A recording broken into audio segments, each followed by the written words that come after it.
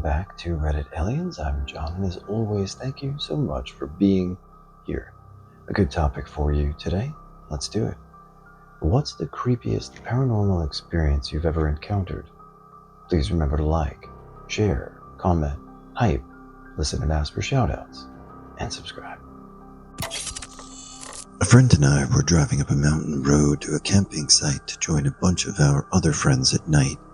We were sure we were on the right road, and we knew how long the drive should be, but the drive just seemed to be taking forever, so long that we started to question if we'd somehow gotten turned around. We both started feeling uneasy, though at first neither of us voiced this to the other. We kept passing owls in the trees along the side of the road. I mean, dozens and dozens of owls. I've spent a lot of time in the mountains, and I think it was lucky to see one, but we saw dozens, all in the trees on the side of the road staring at us. When my friend had to stop to take a piss, both of us pretty much blurted out how unsettled we were, and how this didn't feel right at all, and neither of us wanted him stepping away from the vehicle. He stopped as fast as he could, and pretty much pissed right out the door with the vehicle running and the lights on, then took off again like it was some sort of race. Then we got there. Everyone wondered how we were so late. We did too. We told my father about it later, and he commented on how supposedly alien abductees often remember seeing owls. I'd swear to the end of my days that I don't remember a single break in my consciousness on that trip, but I have no idea how it took us so long, and can't describe just how wrong the feel of everything was. I've had bears walk by 20 feet in front of me, and elk wake me up brushing past my tent in the middle of the night, but I've never felt anything like that before or since. When I was younger, I lived with my aunt, uncle, and grandmother with my little brother. One night my aunt and uncle were gone, and my grandmother was in her room next to my room. My brother was asleep on the bottom bunk of our bed, and I woke up out of the blue. When I sat up, I saw an older woman staring at my brother from the corner of the room. Thinking this was my grandmother, I called out to her, only to hear her respond from the other room. As I called out to her, though, this woman looked up from the locked stare she had on my brother, and I could feel her stare at me. It was absolutely terrifying. I banged on the wall, and my grandmother yelled back she was coming. She was the figure in the corner, bringing her hand up to tell me to be quiet with one finger over her lip. We literally didn't break eye contact. When I yelled again, she ran one finger across. She was rather immobile at the time, so it took her a few minutes to get to me. But during this time, I remember her neck while shaking her head no, and the look on her face was of disappointment. Just as my grandmother turned the corner, I looked over at her, and then looked back to the corner, and the figure was gone. I was only 10 years old at the time, but I have dreams every now and then. I'm 22 now. About that night, I've been a believer in ghosts ever since. When I was about 4 years old, too young to remember, my grandmother passed away. At the time, I had no concept of what death was or that it meant I'd never see my grandmother again. I hardly remember her, but I do have one extremely vivid memory of her that I can still picture crystal clear, even 17 years later. About a week after her death, I was playing in my backyard, my shed, doing typical toddler things, when I heard my name get called.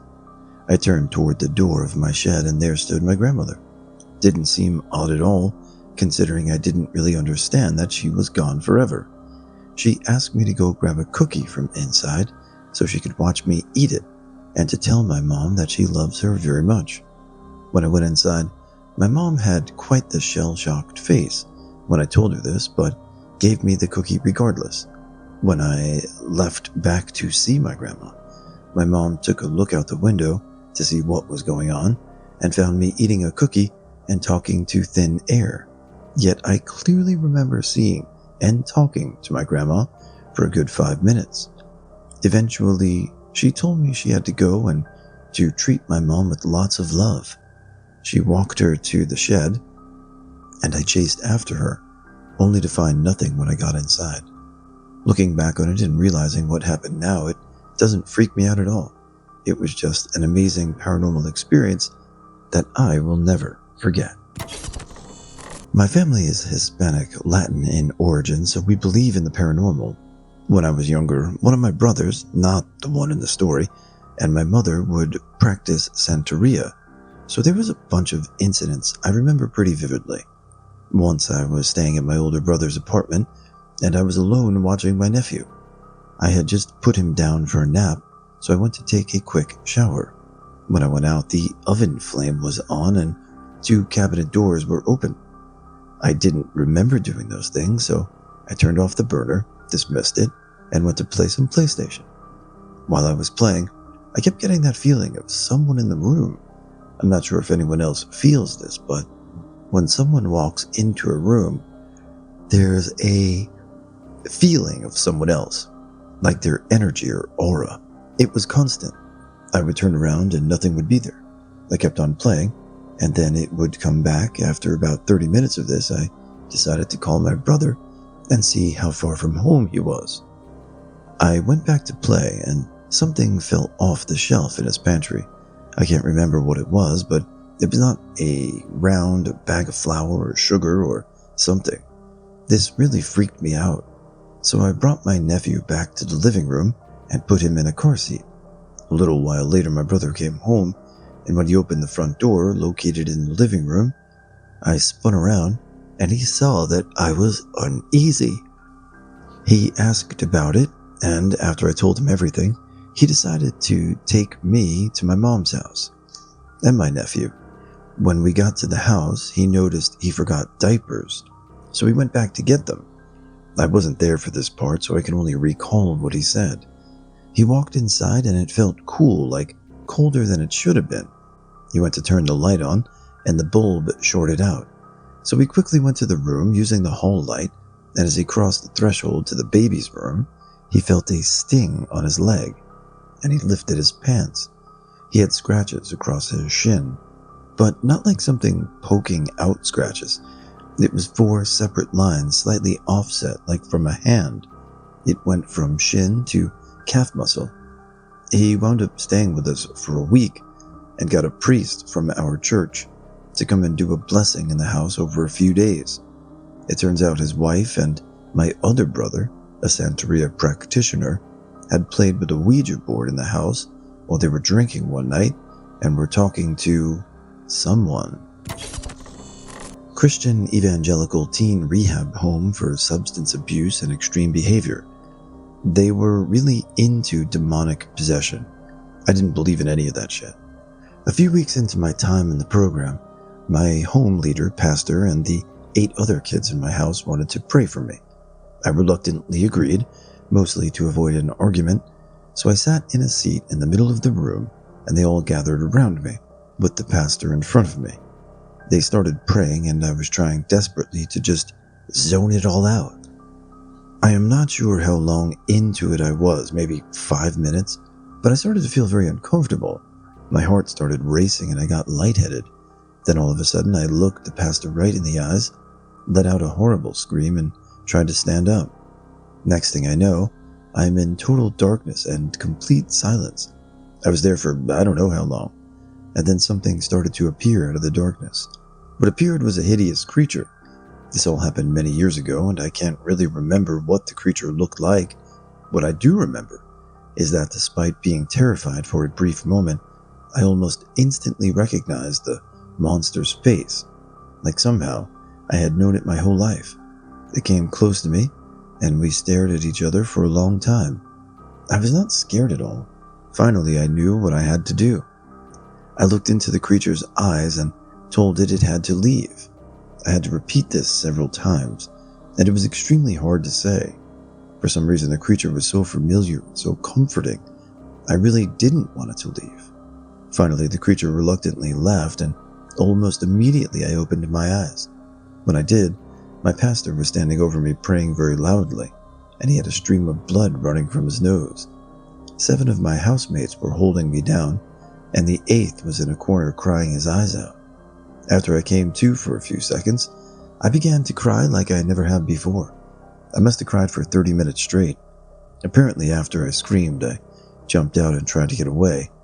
All 8 guys jumped on top of me, and they all said that it took every single one of them holding me down with all their might, and still I almost pushed them all off me several times. One of the guys told me I threw him across the room with one arm. They all told me that they had never felt someone with so much strength. At the time, I was a skinny stoner druggie with arms like twigs weighing maybe 130. One of the things that really creeped me out was that the pastor told me that when I screamed at the very beginning, he felt something hit him in the face, despite me being 2 or 3 feet away. He said it didn't really hurt, but his nose started bleeding a lot. He kept praying anyway. He also said my eyes were open the entire time of the struggle, and I looked at him several times. I remember nothing of the 10 to 15 minutes when I was apparently somewhere inside my own head. As crazy as it sounds crazy to me as I write this. This truly did happen to me. It happened many years ago, and my views and explanations from what happened that day have changed several times. I don't believe in the Bible or demonic possession anymore, but something did happen to me. Maybe I will never know what. Hello everyone, just want to say hi from snowy Long Island. We really got hit with a big blizzard. It's still going on right now. Being quiet because most of the house is still sleeping in the 3rd bedroom, not in a cardboard box, but I'm on top of a bunk bed. This is my life sometimes. So anyway, I hope you guys are doing well. I'm going to be looking over the comments of the last few stories and get back with some shout outs tomorrow. So let me know if you want to hear or have any questions. Have a great day, guys. My father-in-law had passed away, and we were back in his hometown preparing the funeral arrangements. I had never known my father-in-law to be a devout Catholic, but I knew he was a member of the Knights of Columbus. He was a knight of the 4th degree, and they have emblems and pins representing that of a dove with its beak pointing down to earth. We had cleaned areas of his house and found these pins, and I remember asking my husband what it meant. His brother told me about the 4th degree, and I was surprised because it was very intriguing to me. I loved my husband's father like my own father. He was a very sweet, caring, and thoughtful man. I was sad and trying to be strong for my husband, so the stress was overwhelming. Anyway, I'd flown home a week earlier than my husband and called my folks when I arrived home. The house was empty and no one had been watching the house. As I was taking off my jewelry in a small bowl where I keep my everyday items, I touched something small. I'm yammering away with my dad, and I pick up the item, and I have no clue what it is. I turn it over and see a dove with its beak pointing down to the earth. I quickly stop talking, and my dad is asking if everything is okay. I can't speak. I just yell, "Oh my God," and start sobbing. I finally tell my father that I found the pin my father-in-law had at his house, but this one looked shiny and new. I've never seen this before, and certainly didn't take a pin with me. My father is very open to paranormal events, and he let me know that my father-in-law had left me a message. I called my husband and told him. He said he had been stressed out with family and didn't know what to do, and asked out loud that he needed his dad's advice. Then I called him about the pin. When I was growing up, I lived in an area that had a big Confederate camp during the Civil War. There were like 3,000 soldiers spread out over this area. My dad developed the neighborhood we lived in, and when they were doing the site work, they found a lot of bullets, buttons, and other detritus. Our house was brand new, and when we moved in, built in this old camp area, all the kids in the neighborhood had weird stories about their houses. Mine was that we had this old wooden clock with a glass face. It was my great-grandmother's. My mom tried to have it repaired, but it never worked. I sat on an entry table. One day I hear from upstairs like chimes. I get curious as it's just me and my cousins in the house. This was before cell phones. And she was in the back room reading a book. So I come down the stairs and that damn clock is going crazy, chiming, and the glass face is open, and the damn hands are going around and around. The damn thing is shaking and getting louder and louder. I hear my cousin coming up to the front of the house, and I'm yelling for her to hurry up and get in here and look at this. I'm staring at the clock going batshit, and I see her turn the corner to the entry from the corner of my eye, and no lie, right as she turns the corner, the clock goes still and silent, and the face audibly snaps closed. She was all like, "What the hell was that?" And I was freaked out and said it was the clock. She could hear it from the back of the house, so she believed me. That house was pretty weird, but in mostly less obvious ways, like knocking on the door or getting the overwhelming feeling to get out of the house, like right that second, or hearing someone call my name when I knew I was alone. My sister and I loved to play on the Ouija board, oh boy. At first we didn't believe it was real, but after playing with it for a few weeks, we decided that it was very real. We spoke to all kinds of spirits, ghosts, I don't know. Anyway, this isn't even the scary part. One day we pulled the board out and began playing on it. To begin every session, we would ask, "Is anyone here?" Normally it says yes, and we begin to play. But this time it didn't say yes. It began to move in a sideways figure 8 motion. We tried again. It did the same thing. For days, this was all the board did. So I decided to go on Google and search for an answer. I found out that when the Ouija board is moving in an infinity sign, it means that we are communicating with a powerful and evil spirit. It's advised us that we close the board and not speak with it again. So naturally, my sister and I pulled out the board and tried speaking with it again. This time the board was moving to all 4 corners, very fast. Again, I went to Google. I got the same response. It was a powerful, evil spirit, and we should close the board. My sister and I continued playing with the board. This time the planchette would move across the board, and it seemed like it was trying to move off the board entirely. So I Googled what this meant. Again, it said that this spirit is powerful and not a nice one. But it also said, whatever you do, don't let the planchette off the board. If the planchette leaves the board, this means you've let the spirit into your home. Spooky, right? So my sister and I called over my other sister to play on the board with us, and the planchette begins moving off the board. It's getting closer and closer to the edge. By this time, my sister and I are freaking out. We're all on one side, pulling the planchette in the opposite direction, but an extremely strong force was pulling it off the board. The 3 of us are pulling the planchette as hard as we can on one side. Why didn't we just lift it up? I don't know. But anyway, the planchette leaves the board. We decide to close the board and just not play on it again. A few weeks go by and nothing as scary happens. One night around 3 a.m., I was in the living room alone. I bent over to pick up the remote, and then I turned around and I saw it. A tall, cloaked figure just standing there in the kitchen. The blood left my face, and my back was so fiery. I stood there for like 30 seconds before I turned around and ran into my bedroom. The next day, my sisters and I decided to pull out the board and try to speak to the spirit. We asked if anyone was there, and it said yes. We asked if it was the thing that I saw last night. It said yes. I asked what it was doing in my kitchen. It said eating. We asked eating what? It said meat, which was really weird. We closed the board and haven't spoke to it since. When I was first returned from the war, I was on a power line rigger. This was on EHV, extra high voltage lines, the kind on the top of the steel towers. Those are transmission lines, not sub-transmission lines like most inner-city lines. So anyway, I had a job during a heavy windstorm, '08, to go out and repair some lines near the Colorado and New Mexico border. Great pay, since it was an emergency call-out, so I agreed. I meet up with my crewmen and head down from the Colorado Springs area. We get there around 9 p.m. and start getting to work. Windstorms are notorious for felling lines, but not EHV or UHV lines, since they're rigged differently. When I crane up to see the broken link on the tower and inspect the damage, I remember seeing over the tops of most trees. I observed the view for a moment and saw some light nearby from a campfire. As soon as I saw the light, I heard yelling coming from that area.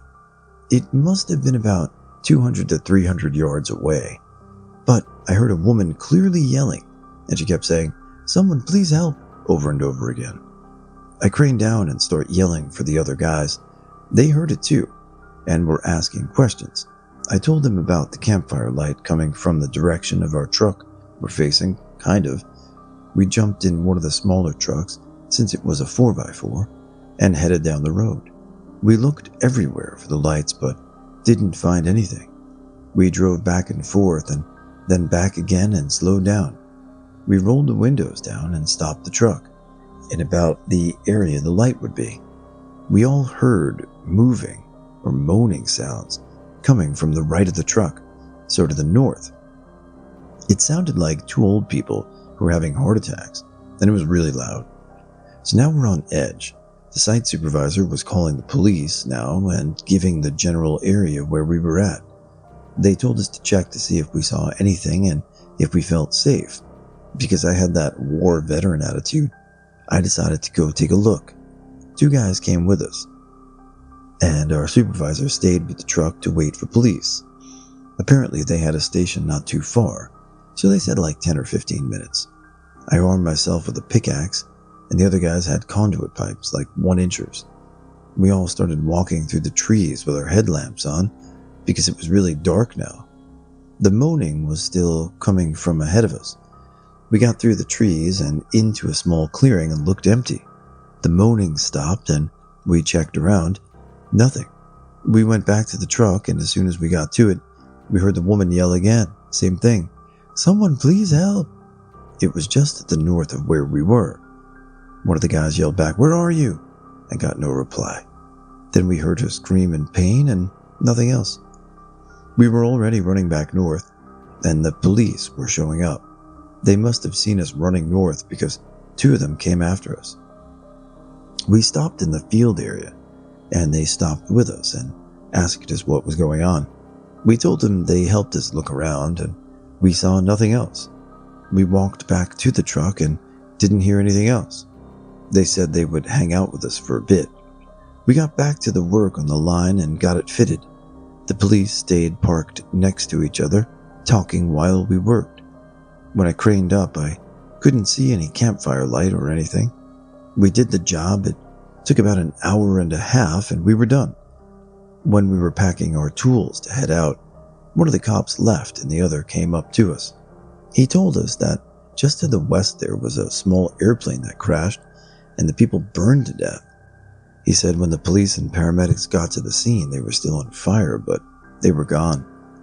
He told us about how 2 bodies were found away from the plane, like they were crawling away from it, and one body was stuck in one of the windows. Said it happened in the 70s or 80s. Yeah, we packed up fast and got out of there real fast. So in retrospect, I never saw a fire, just light on the trees from one. I can't tell you how creepy that shit was to find out afterwards. The voices and moans were so clear. I always kind of believed in an afterlife or something, but this was truly that my head up. I'm so glad other people were there to experience it though. The cop believed us too, but said he didn't hear about any of the reports of seeing or hearing anything in the area. This was a service road anyway, so it wasn't traveled too much.